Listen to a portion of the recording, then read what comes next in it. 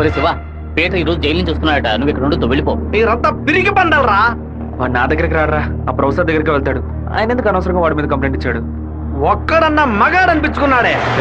కాలేజీలోకి ఏం జరుగుతుందో చూడు. సరే. రే, నువ్వు నిజంగానే మూడోట్లో ఉన్నావా లేకపోతే మూడోట్లో ఉన్నట్టు నటిస్తున్నావా?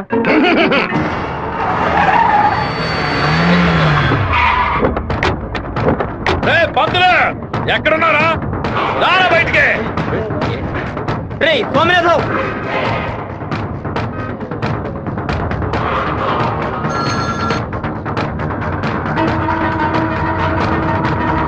అన్నా అల్లు అక్కడున్నారన్నా. రే స్వామినాథం, నా మీద కంప్లైంట్ ఇస్తే నేను ఊరొద్దులు వెళ్ళిపోతాను అనుకున్నావా? ఈ కాలేజ్ ప్రిన్సిపల్ ఏనా అడగడు? తెలుగు పంతులు నువ్వు నా మీద కంప్లైంట్ ఇస్తావా? నువ్వు బతిమలాడితే నేను వదిలేస్తాను అనుకున్నావా? నువ్వు పెద్ద స్పైవా? బ్రోకర్ పని చేస్తున్నావా? అంటే నువ్వు బ్రోకర్వా? ఏది చెప్పు. నేను ఒక బ్రోకర్ని. వద్దు పేట, వదిలే. వీడి వల్ల నేను 7 ఊసలు లెక్కెట్టాను సార్. మీరు వెళ్ళండి సార్. ఏది నువ్వు చెప్పు. నేను ఒక బ్రోకర్ని చెప్పు కదా. అయితే ఓ పని చేయి, అందరూ చూస్తుండగా ఆ బోర్డు మీద నేను ఒక బ్రోకర్ని అని రాసిరా. క్షమాపణ వేడుకుంటాను. రాయొద్దండి. పెట్టుకుంటావా? ఎందుకురా మొత్తం పోయిందే.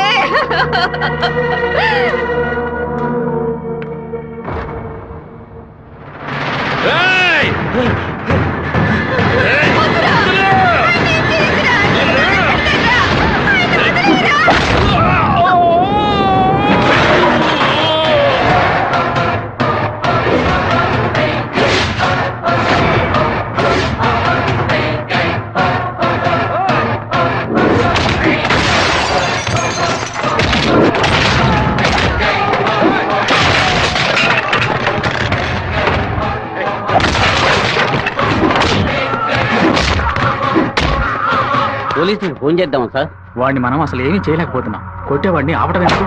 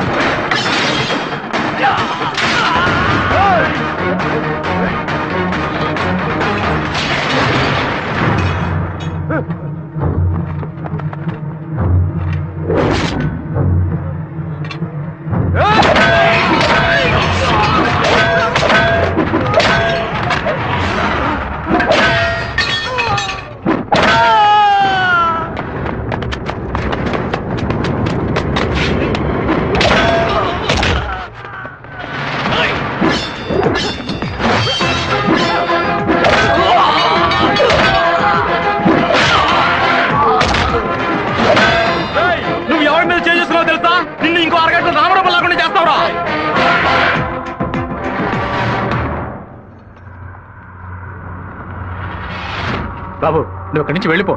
వాళ్ళు వచ్చారంటే నేను వదిలిపెట్టరు.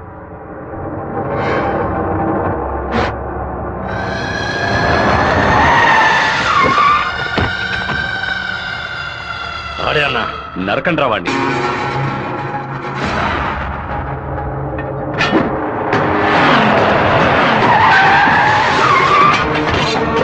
వీరభద్రం అన్న.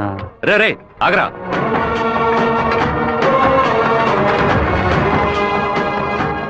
నాన్న ఏంటి నాన్న? వీరభద్రం అన్న కొడుకు. నమస్తే అన్న.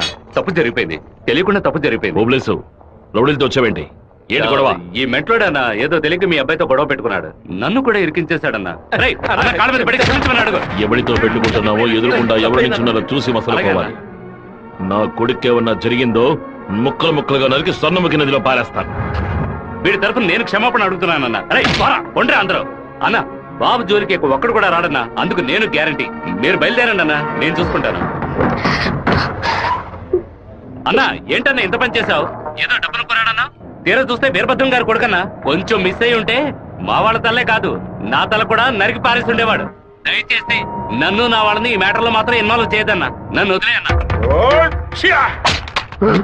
57వ సెల్లు. కళ మొత్తం చెదిరిపోతుంది అనుకోలేదు. వాడికి ఎంత కోపమా. ఎందుకలా మూర్ఖంగా బిహేవ్ చేశాడు? ఆ వీరభద్రవాడి నాన్న టెన్షన్ అవ్వదు, పెద్ద తప్పు చేశాడు. మెంటల్లా మాట్లాడుకో. నా ప్రేమ మొత్తం నా మనసులో దాచిపెట్టుకుంటాను. అతనికి ఏం చెప్పను. నా కళ కళ్ళైంది. ఏంటన్నా ఇంత పెందరాడే రాజశేఖరం గారు తిరుపతి పక్కన 7 కోట్ల రూపాయలకు ప్రాపర్టీ కొంటున్నట్ట. ఈ రోజే రిజిస్ట్రేషన్ అట. ఆ దండపాణి గారు వచ్చి చెప్పాడు. తిరుపతి కాళహస్తి మధ్యలో 120 ఎకరాలంట. ఏ రిజిస్ట్రేషన్ ఆఫీస్? చెప్పన్నా. తిరుపతిలో స్థలం కొనుక్కుంటున్నాను. ఆ. రిజిస్టర్ ఆఫీస్కి వచ్చాయి. ఓకే ఓకే అన్న. లెక్క పెట్టుకోండి.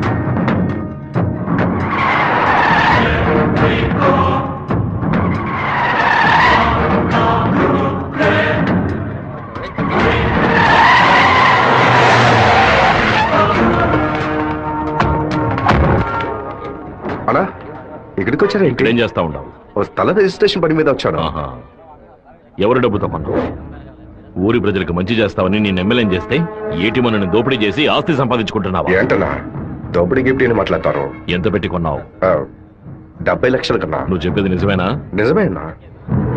రేయ్, ఆ బండి నా పట్రా. అయ్యా, మీ సమస్యల్లో మమ్మల్ని ఇరికించొద్దు. మొత్తం వాల్యూ 7.5 కోట్లు. మాది పెద్ద కుటుంబం.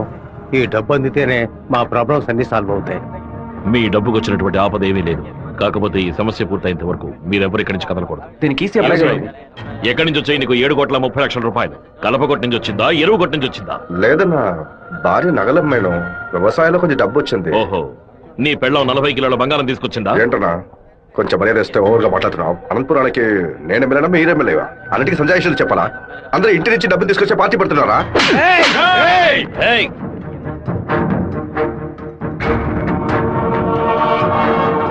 నా మాటకు విలువిచ్చి 50,000 మంది నీకు ఓట్లు వేసి నేను ఎమ్మెల్యేని చేశారా? రేపు నేను వాళ్ళకి ఏం సమాధానం చెప్పాలరా? అయ్యా, అన్ని రికార్డులోకి ఎక్కించేశారట. ఇక మన చేతుల్లో ఏమీ లేదు. నాన్నా, నేనంతా వింటూనే ఉన్నాను. ఒక చిన్న ఐడియా. చెప్పరా. ఇతను అక్రమంగా సంపాదించిన ఆస్తులన్నీ మన ఊరు ప్రజలకి, పంచాయతీకి రాసి చేయొచ్చు. వెంటనే అలా చేయడం కుదురుతుందా? చేయొచ్చు నాన్న. దానికి స్టాంప్ డ్యూటీ తక్కువే. 10 నిమిషాల్లో డాక్యుమెంట్ రెడీ చేస్తాను. సరే, చెయ్యి. అన్నా, 100 రూపాయల స్టాంప్ పేపర్ తీసుకొని నేను చెప్పేది కొట్టండి. అనంతపురం జిల్లా పులివెందుల గ్రామం వెంకయ్య వీధికి చెందిన శుంకర సుందరమూర్తి గారి పెద్ద అబ్బాయి రాజశేఖరం అనబడే నేను మనస్ఫూర్తిగా రాసిచ్చినది ఏమనగా, తిరుపతి పక్కనున్న సర్వే నంబర్ 141, 142, 143 కిందకు వచ్చి 120 ఎకరాల భూమిని అనంతపురం జిల్లా వాసులకి హృదయపూర్వకంగా రాసిస్తున్నాను. రెడీ నాన్న? లోపలికి వెళ్ళి సంతకం పెట్టు, లేదా గవర్నమెంట్ జీబ్ లో పోయి చువ్వలు లెక్క పెట్టాలి. వెళ్ళు.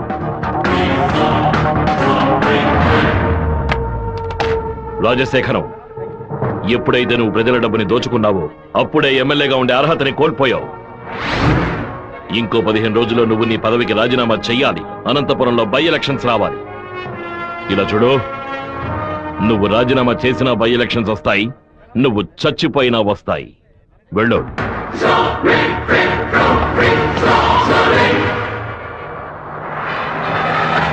ఏంటన్నా ఇది? 4 రోజుల నుంచి ఇక్కడే ఉన్నాం. ఊరు నుంచి అక్కేమో ఫోన్ చేస్తా ఉంది. ఏ పోలంతా నిలబట్టావురా? వాడు నన్ను కొట్టిన విషయం జిల్లా అంతా తెలిసి ఉంటుంది. మానం పోయింది, మర్యాద పోయింది, దాచుకున్న డబ్బు అంతా పోయింది. ఆ పిల్ల నా కొడుకు ఐడియా వల్ల ఆ వీరభద్ర కాడు నా ఆస్తి మొత్తం రాసిస్తున్నాడు. ఆ నా కొడుకుని లేపేయకుండా ఊళ్ళకి వచ్చిన భార్య కూడా నాకు మర్యాద ఇవ్వదు. ఆ ఓబులేషన్ రమ్మని చెప్పు. హైదరాబాద్ లో మన పార్టీ మీటింగ్ వెళ్తున్నాను. రేపటికల్లా ఆ వీరభద్ర కొడుకు చావాలి. అన్నా, మళ్ళీ తప్పు చేద్దాం. నేను నిన్ను చేయమంటల్లా. బెజవాడి నుంచి మనుషులు రప్పిస్తాను. నువ్వు నీ వాళ్ళు మూల నుంచి చూడండి, మధ్యలో దూరి కెలక్కండి. సరే అన్న. మనల్ని వీడి వీరభద్రాన్న కత్తికి బలి చేసేలా ఉన్నాడు. రేపు ఉదయం లేవగానే ఈ ఊరి నుంచి ఎస్కేప్ అయిపోవాలి.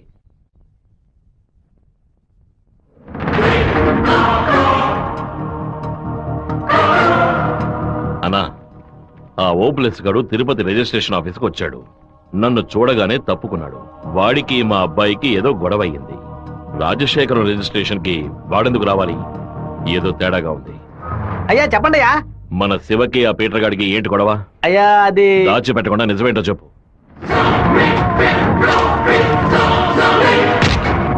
నా దగ్గర దాచేశారు కదూ. కావాలని గొడవ పెట్టుకున్నాడు.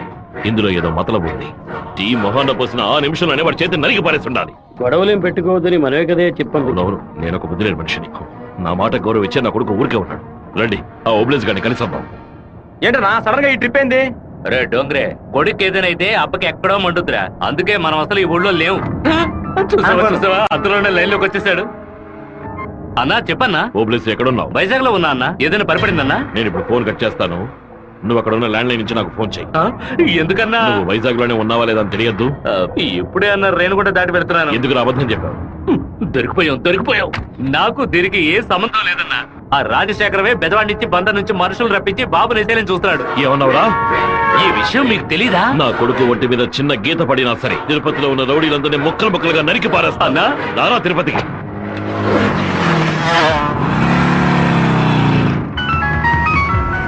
బాబు ఎక్కడున్నావు?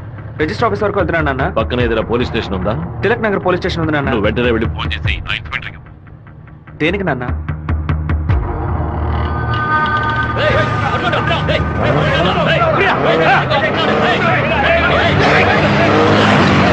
మాధవరావు ఎక్కడున్నావు? విషయం ఏంది బావా?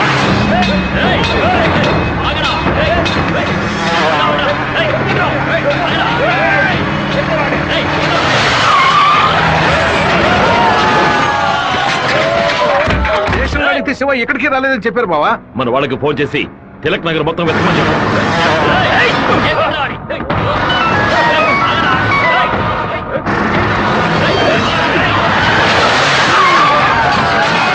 చెప్పండి అన్న.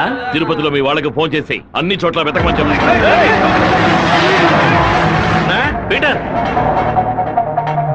పడితేరా.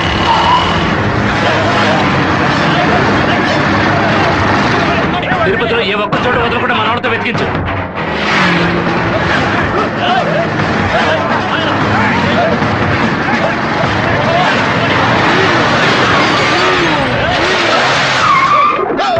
వాడికి ఏదైనా అయితే మనల్ని వేసేస్తారు. నేను ఆ కొండపైకి వెళ్ళి చూస్తాను. మీకు ఏదైనా తెలిస్తే నాకు ఫోన్ చేయండి. అలాగేనా?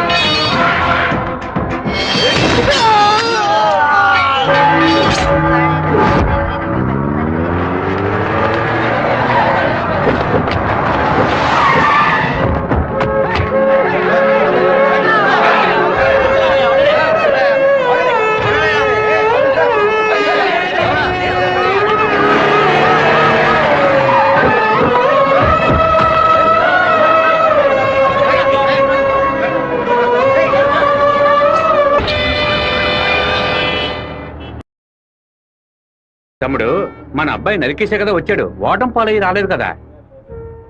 ఏ గొడవలకైతే పోకూడదు అని నా బిడ్డ దూరంగా ఒదిగి ఒదిగి ఉన్నాడు. వాడే కత్తి పట్టుకునేలా చేశారు.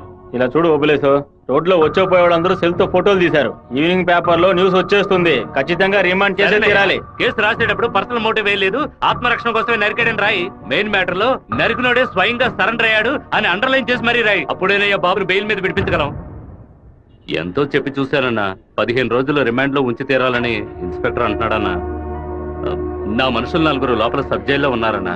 బాబుని జాగ్రత్తగా చూసుకుంటారు. అన్నీ నాకు తెలియకుండా దాచిపెట్టేశాను. రాజకీయ నాయకులను నమ్ముకునే మేము పొట్ట కడుపుకుంటున్నాం. నన్ను ఏం చేయమంటావన్నా? క్షమించన్నా. వెళ్ళు వెళ్ళు. రాజశేఖర్ ఇప్పుడు ఎక్కడ ఉన్నాడు? పార్టీ మీటింగ్ అని హైదరాబాద్ వెళ్ళాడు. చిన్నగా హైదరాబాద్కి పోనిపో. వాడు శాస్త్రసభ నుంచి బయటకు వచ్చేటప్పుడు అక్కడే వాడిని నరికి పారేస్తా. నాన్న మీరేం టెన్షన్ అవ్వకండి. మీరు కంగారు పడితే వాళ్ళు వేసిన ప్లాన్లో సగం గెలిచినట్టే. మీరు ఊరికి బయలుదేరండి. తర్వాత ఏం చేయాలో మెల్లగా ఆలోచించుకోవచ్చు. అయ్యా టైం అయింది, కోర్టుకు తీసుకెళ్ళాలి.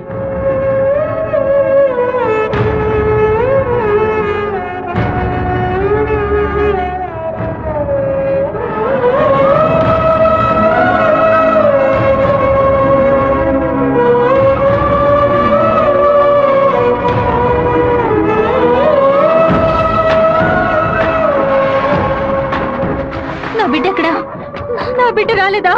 వాడిని జైల్లో పడేశారా? ఇందుకేనా వాడిని ఊరికి పంపించింది? భగవంతుడా, నా కడుపు మండిపోతుంది. నా ఒక్కరోజు కూడా వాడిని చూడకుండా ఉండలేదే. ఎప్పుడైతే నా కొడుకుని లేపడానికి వాడు ప్లాన్ వేశాడో వాడు ఊరితో గొడవ పడలేదు, నాతో గొడవ పడ్డాడు. వాడిని నేనే నరికి చంపాలి. ఏ రోజైతే వాడు ఈ ఊళ్ళో అడుగు పెడతాడో ఆ మరుక్షణమే వాడి తల తెగి. అన్న ఈరభద్రం కొడుకులు లేపేయడానికి మనమే మనుషులు పంపామని అతనికి తెలిసిపోయింది. ఇప్పుడు ఊరికి వెళ్తే మనల్ని ఊరికి వదలడు. అవునన్నా. ఇక్కడ మంత్రి వరదరాజుల ప్రాబ్లం పెద్దదిగా ఉంది. సరే, ముందు నువ్వు హోటల్ రూమ్ ని ఖాళీ చేసి అలాగే ఎమ్మెల్యే హాస్టల్ అలాగే. నువ్వు కూడా పో. అలాగేనా?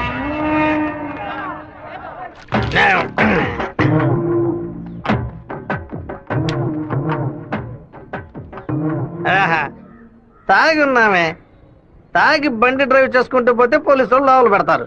నెట్టుకుంటూ పోతాం.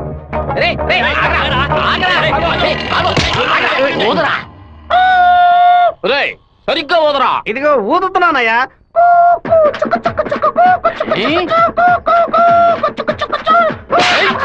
ఎగతాళా? మందు కొట్టవలేదో తెలుసుకోవడానికి పోదమంటే కొట్టానయ్యా. వీధి వీధికి వైన్ షాప్ ఓపెన్ చేసి పెట్టి రెంట్రా తాగండి అంటూ మా దగ్గర ఉన్న డబ్బులన్నీ నాకి పారేస్తున్నారు. సైకిల్ మీద బైక్ మీద వచ్చిన వాళ్ళు అక్కడ ఎత్తేస్తారా? దాని మీదే కదా ఇంటికి వెళ్ళేది. ఒక పని చేయండి అయ్యా, తాగుబోతులకు మాత్రం రాత్రి 7 గంటల తర్వాత ఒక బస్సు ఏర్పాటు చేయండి. మేము ఫుల్ గా తాగి ఇంటికి వెళ్ళి హ్యాపీగా తొంగుంటాం. ఓవర్గా మాట్లాడగరా. అలాగే మాట్లాడతానండి. తాగేసి బండి డ్రైవ్ చేసుకుంటూ వెళ్ళకూడదనే చట్టం ఉంది. చట్టం ఉందా? బండి నెట్టుకుంటూ వెళ్ళడం తప్పు కదా, కానీ ఎవడ బండు నెట్టుకుంటూ వెళ్ళడం తప్పురా. నువ్వు నెట్టుకొచ్చింది మా హెడ్ గారి బండి అయ్యా.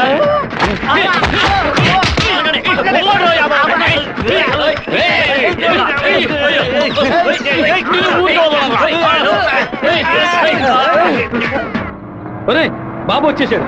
అమ్మగారు చెప్పండి.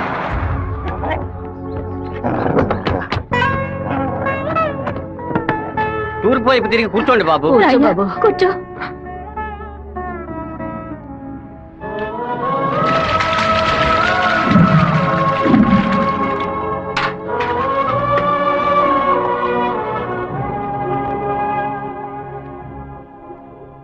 అమ్మా ఎందుకు ఇలా డల్ గా ఉన్నారు? నేను రావడం మీకు ఇష్టం లేదా ఏంటి? నువ్వు వచ్చిన సంతోషంలోనే అమ్మకి నోట మాట రావడం లేదన్నయ్య. నీకు నా మీద అంత ప్రేమ అమ్మా? ఏంట్రా గబుక్కుని అలా అడిగేశావు? మరేంటమ్మా ఇన్ని నీళ్లు నా తల మీద పోసావే, చూసుకోవడానికి ఒక తుండుకుంటైనా ఇచ్చావా? దీనికి ఏం తక్కువ లేదు. ఉండు, తలదుడుస్తాను.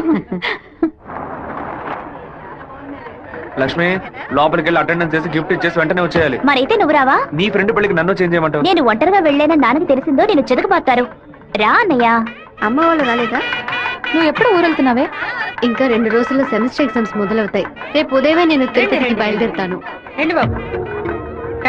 కూర్చోండి. కూర్చోండి. అన్నయ్య, ఆ ఎల్లో ఓణి అమ్మాయి ఎలా ఉంది? చండాలంగా ఉంది. మ్యాటర్ ఏంటి? ఆ బ్లూ ఓణి నీకేమైనా పిచ్చి పట్టిందా? అది కాదు, ఇక్కడున్న అమ్మాయిలందరూ మన క్యాస్ట్ వాళ్లే తెలుసా? వీళ్లలో ఒక్కనే నువ్వు సెలెక్ట్ చేసుకున్నావు అనుకో, నేను అది వెళ్ళి అమ్మ చెవిలో ఊదుతాను, అమ్మ నాన్న చెవిలో ఊదుతుంది, ఆ తర్వాత నీ పెళ్లిలో నాదస్వరం ఊదుతారు. ఎందుకంత కక్ష? 25 ఏళ్ల వయసులో పెళ్లి చేసుకుంటే అది సూసైడ్, 28లో చేసుకుంటే అది అటెంప్ట్ మర్డర్, 30లో చేసుకుంటే అది మర్డర్, 24 ఏట చేసుకుంటే బావిలో దూకినట్టు, 23 విషం తాగినట్టు, 22 ఊరేసుకున్నట్టు. మరి ప్రేమించి పెళ్లి చేసుకుంటే స్వర్గం, హౌస్ అరెస్ట్, జీవిత ఖైదు. అనయ్య, టీవీలో అమ్మాయిని చూడు, చాలా అందంగా ఉంది. అయ్యో, ఒకసారి చూడు. ఏంటా జరుగు? తను నచ్చిందా? చాలా అందంగా లక్షణంగా ఉంది కదా.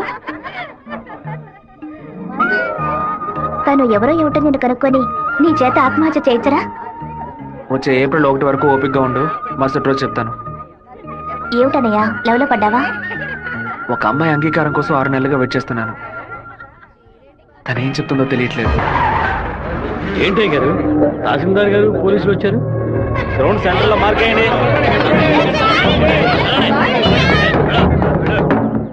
ఏంటో అర్థం కావట్లేదా?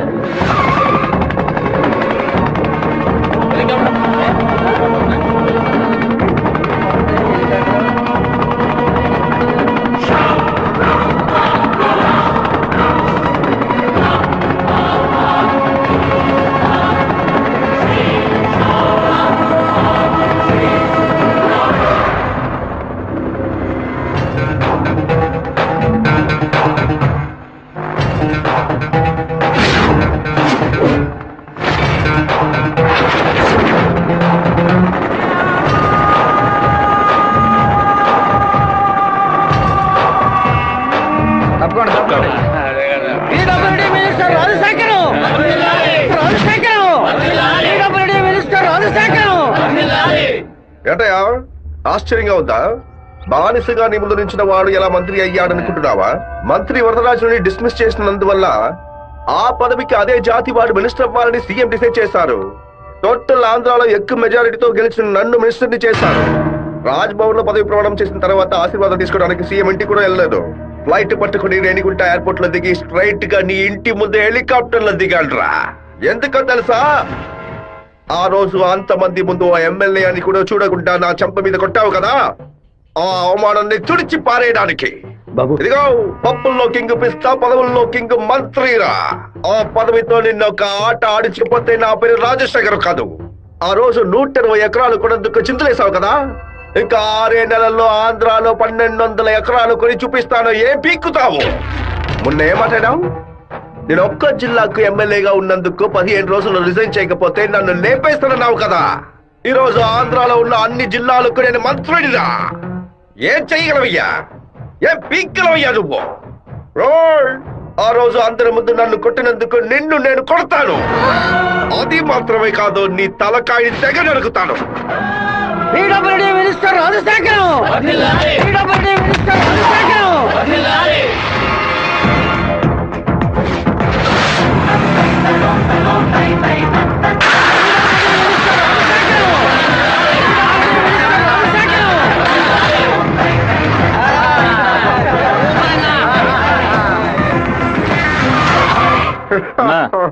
నేను కలవాలని వీరభద్రం కొడుకొచ్చాడన్నా. వాడితో ఎంతమంది వచ్చారు? ఒంటరిగా వచ్చాడన్నా. రానివ్వు.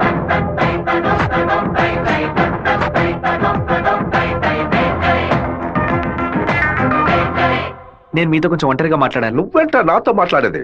ఏదైనా అందరి ముందు చెప్పు. నేను ఒంటరిగా వచ్చాను, భయం లేకుండా. మీకెందుకు భయం? ఎవరికరా భయం? వెళ్ళవయ్యా, పోండి, బయటపోండి. ఏం మాట్లాడాలి? పప్పుల్లో కింగ్ పిస్తా, పదవుల్లో కింగ్ మంత్రి అన్నారుగా. వినడానికి బానే ఉంది, కానీ మీకు మ్యాటర్ తెలుసా? పచారీ కొట్టు లిస్ట్ లో కందిపప్పు, మినపప్పు, శనగపప్పు, పెసరపప్పు అని అన్నిటిని కిలో లెక్కలో రాస్తారు.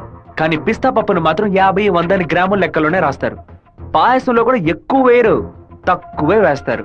దాన్ని ఎక్కువ కొంటే క్యాష్ అవుట్, ఎక్కువ తింటే ఆరోగ్యం అవుట్. అలాంటిదే మంత్రి పదవి కూడా. గుర్తుని మార్చి నొక్కామే అనుకో, పదవి లేక రోడ్లో నుంచోవాలి, లేకపోతే కోర్టులో నుంచోవాలి. ఇంతవరకు ఎవరైనా సరే మా నాన్నతో వెనక నుంచొని మాట్లాడారే కానీ ముందు నుంచొని మాట్లాడలేదు. మొదటిసారిగా ఒకడు మా నాన్న ముందు నుంచొని ఛాలెంజ్ చేయడమో చూశాను, తల నరికేస్తానండమో విన్నాను. కొంచెం బాధ కలిగింది. ఇప్పుడు చెప్తున్నాను, నీకు 30 రోజులు టైం ఇస్తున్నాను.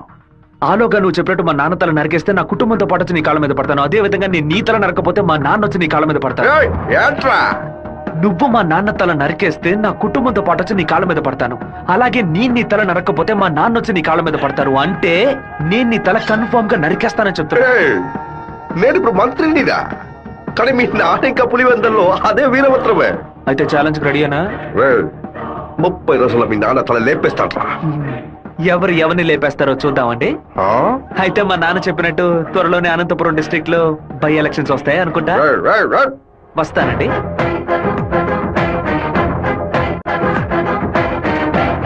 చెప్పు శివ. హలో జయంతి, ఎక్కడున్నావు? మా ఊర్లో ఉన్నాను. రాధిక? చెప్పు జయంతి. తిరుపతి నుంచి శివ ఫోన్ చేశాడు. నిన్ను చూడడానికి మన ఊరికి వస్తున్నాడంట.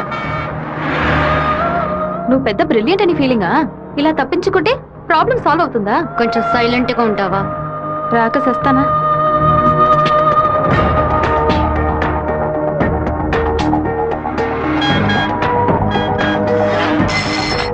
హలో రే జయంతి, రాధిక 10:30 ఎక్స్ప్రెస్ బస్సులో తిరుపతికి వస్తున్నారా? ఆ బస్ కండక్టర్ నెంబర్ ఏంటో కనుక్కో. హలో, ఎవరు? అన్నా, శివన్ మాట్లాడుతున్నాను. వేంపల్లో 2 అమ్మాయిలు ఎక్కారా? అవును బాబు. నేను హైవేలో ఉన్న బ్రిడ్జ్ పక్కన వెయిట్ చేస్తూ ఉంటాను. ఆ అమ్మాయిలు కొంచెం దింపేస్తారా? అలాగే బాబు.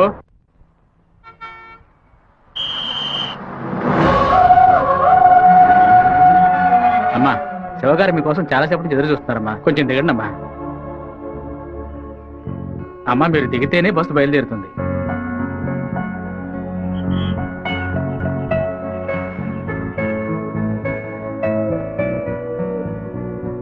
నిన్ను కంపల్ చేసి రప్పించినందుకు సారీ. ఎప్పుడు నన్ను చూడకూడదని తిరుపతికి బయలుదేరావో అప్పుడే నువ్వు చాలా కన్ఫ్యూజన్ లో ఉన్నావని అర్థమైంది. ఏదైనా సరే నీ మనసులో ఉంది చెప్పు రాధిక. ఇంకో 6 నెలల తర్వాత రా అని చెప్పినా పర్వాలేదు, నేను వెయిట్ చేయడానికి సిద్ధంగా ఉన్నాను. ఎప్పుడైతే నువ్వు నా కోసం దెబ్బలు తిన్నావో అప్పుడు నాలో ఏర్పడిన గిల్టీ ఫీలింగ్ వల్ల నీ మీద ప్రేమ పుట్టింది. ఆ ప్రేమ నా మనసు నిండా నిండిపోయింది. కానీ ఆ రోజు కాలేజీలో జరిగిన గొడవలో నువ్వు వాళ్ళని కొట్టిన ప్రతి ఒక్క దెబ్బ నా మనసుని గాయపరిచింది. మీ నాన్న అంతమందిని వేసుకుని కత్తిలతో రావడం చూసి నేను భయపడిపోయాను. నువ్వు నలుగురిని నరికేసి జైలుకి పోయిన విషయాన్ని ఎప్పుడైతే నీ పేపర్లో చూశానో నా తల మీద పిడుగు పడినట్టయింది. నాలోని ప్రేమని దాచుకోలేక మర్చిపోలేక నాలోనే ఉంచుకుని బతుకుతున్నాను. నువ్వు చెప్పేది చాలా తమాషాగా ఉంది. నేను ఏ గొడవకి వెళ్ళకూడదనే నన్ను మా నాన్న తిరుపతికి పంపించారు. కానీ ఆ రోజు కాలేజీలో ప్రొఫెసర్ని అవమానిస్తుంటే చూస్తూ ఊరుకోలేకపోయాను. ప్రపంచంలోనే దారుణమైన విషయం ఒక వ్యక్తి తన భార్య ముందు అవమానపడ్డమే. అందుకే ఎదిరించాను. తిరుపతిలో నేను ఆ నలుగురిని నరకపోతే ఆ నలుగురు కలిసి నన్ను నరికేసేవాళ్ళు. ఓ చిన్న పిల్లి కూడా దానికి ఏదైనా సమస్య వస్తే ఎదిరిస్తుంది. నా ప్రాణాన్ని కాపాడుకోవాలని ఆశ నాకుండదా? ఈ వివరాలన్నీ మా అమ్మతో నేను చెప్పలేను. దానికి నన్నేం చేయమంటావు? నువ్వు మంచివాడివే, కానీ నువ్వు ఉండే చోటే మంచిది కాదు. అర్థం కాలేదే. అన్నిటినీ వదిలేసి వచ్చాయి. నేను నిన్ను అన్నిటినీ అంటే మా అమ్మా నాన్నలనా, నా తోడ పుట్టిన చెల్లెలనా, సొంత వాళ్ళనా, బంధువులు అందరినీనా, పుట్టి పెరిగిన ఊరునా, లేకపోతే కొలిచే కులదైవన్నా? ఎవరిని వదిలి రమ్మంటావు? అది కాదు మీ నాన్న. మా నాన్న గురించి ఏమైనా మాట్లాడావో? ఆయన గురించి నీకేమైనా తెలుసా? జాతరలో మందు కొట్టి గొడవ పడి పచారీ కొట్లో వాదించుకొని టీ కొట్లో కొట్టుకొని చెరువు గట్ట మర్డర్ అయి పోలీసులు 6 నెలలు ఎంక్వైరీ చేసి 2 ఏళ్ల తర్వాత కోర్టు తీర్పిస్తే 5 ఏళ్లు జైల్లోకి వెళ్ళి కూర్చుంటారు. వాళ్ళ కుటుంబం నడి రోడ్డున పడుతుంది. కానీ ఎప్పుడు గొడవ అవుతుందో అప్పుడే వాళ్ళని పిలిచి ఎంక్వైరీ చేసి 2 పీకి వాళ్ళిద్దరిని కలిపి బుద్ధిగా ఉండండి అని చెప్పి ఆ 2 కుటుంబాన్ని ఏ ప్రతిఫలం ఆశించకుండా కాపాడేవారనే మా నాన్న. చేత కట్టిపట్టిన ప్రతివాడు చెడ్డవాడంటే వీరభద్రస్వామి, ఛత్రపతి శివాజీ, కృష్ణదేవరాయలు, ప్రతాపరుద్రుడు వీళ్ళందరూ చెడ్డవాళ్ళ? కోపిష్టి కత్తి పడితేనే అది తప్పు, కాపలవాడు పడితే తప్పు కాదు. ప్రేమ కోసం ఏదేదో వదిలేసి రమ్మంటారు. కన్న తల్లిదండ్రులను వదిలేసి రమ్మన్న మొదట అమ్మాయివి నువ్వేనే. ఒకే గూట్లో ఉంటేనే అది కుటుంబం, 2 విడిగా ఉంటే అది నరకంతో సమానం. నీకు మీ అమ్మ ఎంత ముఖ్యమో నాకు మా నాన్న అంతకంటే ముఖ్యం. నిన్ను ప్రేమించిన పాపానికి ఏం చేయకుండా వెళ్ళిపోతున్నాను. ఇదే మాట ఇంకెవరైనా అనుంటే అక్కడే నరికి పాతేసేవాడిని. నన్ను అవాయిడ్ చేయడానికి నువ్వు వేరే ఏ కారణం చెప్పినా జీవితాంతం నిన్ను తలుచుకుంటూ ఉండిపోయేవాడిని. కానీ ఎప్పుడు మా నాన్ననో కారణంగా చెప్పావు, ఈ క్షణం నుంచి నేను మర్చిపోతున్నానే.